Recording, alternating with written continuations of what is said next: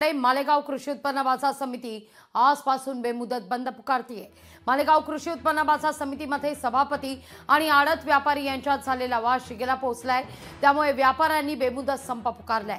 समितीचे सभापती चंद्रकांत शेवाळे यांनी व्यापाऱ्यांना बैठकीला बोलावून शिवीगाळ केल्याचा आरोप आहे, असा व्यापाऱ्यांनी आरोप केलाय। मात्र हा आरोप सभापती शेवाळे यांनी फेटाळून लावत यांनी बाजार समितीचा पुस्तक वापरावं, पूर्ण व्यवहार समितीला दाखवावा, हा समितीने ठेवलेला प्रस्ताव नाकारल्याचा व्यापाऱ्यांवरच आरोप आहे।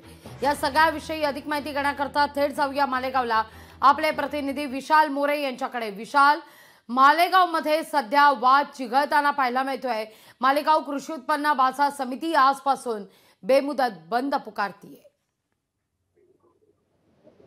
नक्कीच लागवी जो व्यापारी आहेत आणि व्यापारी ज्यानंतर जे सभापती आहे यांची जी बैठक बोलवण्यात आली होती, त्या बैठकीमध्ये कुठेतरी एक वाद निर्माण झाला आणि सभापती यांनी व्यापाऱ्यांना शिवीगाळ केल्याचा आरोप व्यापाऱ्यांनी केलेला आहे आणि आजपासून बेमुदत बाजारपेठ ही बंद राहणार आहे। आणि आज आपल्याबरोबर काही व्यापारी आहेत, आपण त्यांच्याकडून जाणून घेऊ नेमकं काय सांगाल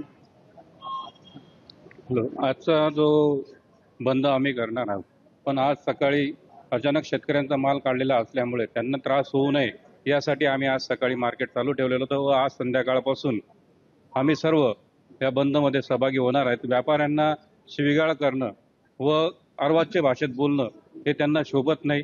त्यांनी याच्यावर माफी मागून व आमची जी मागणी होती काल आम्ही जी सांगितली होती की राजीनामा द्यावा, यासाठी आम्ही हा बंद यशस्वी करण्याचा प्रयत्न। कुठेतरी सभापतींनी सांगितलं की बाजार समितीचं पुस्तक तुम्ही वापरत नाही, हा प्रस्ताव तुम्ही फेटाळलाय म्हणून हा वाद तुम्ही निर्माण करताय।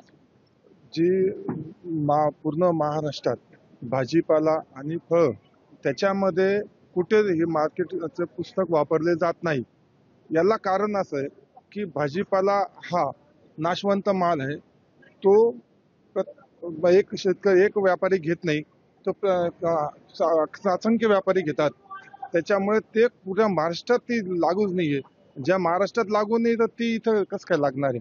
आम्ही त्याच भाषेत त्यांना समजवायला गेलो की जे पूर्ण महाराष्ट्र, नाशिक असेल, मुंबई असेल, पुणे असेल, तिथे नाहीये। तर तरी एक जो हा आरोप करण्यात आला होता आणि आता जे सभापती आहेत, सभापती यांनी सुद्धा तो जो आरोप आहे हा फेटाळला आहे आणि त्यांचं म्हणणं आहे की जो कुठेतरी प्रस्ताव आम्ही ठेवला होता, हा व्यापाऱ्यांनी तो प्रस्ताव स्वीकारला नसल्यामुळे हे सगळा जो हा आकारतांडव व्यापाऱ्यांकडून केला जात आहे। मात्र कुठेतरी या संपामुळे आता जो शेतकरी आहे या शेतकरीचं कुठेतरी मोठं नुकसान होईल लागवी, असं एक शक्यता नाकारली जाते। धन्यवाद तुम्ही दिलेल्या सविस्तर माहिती करता। लोकशाही मराठी ऐका, पहा, जागरूक रहा।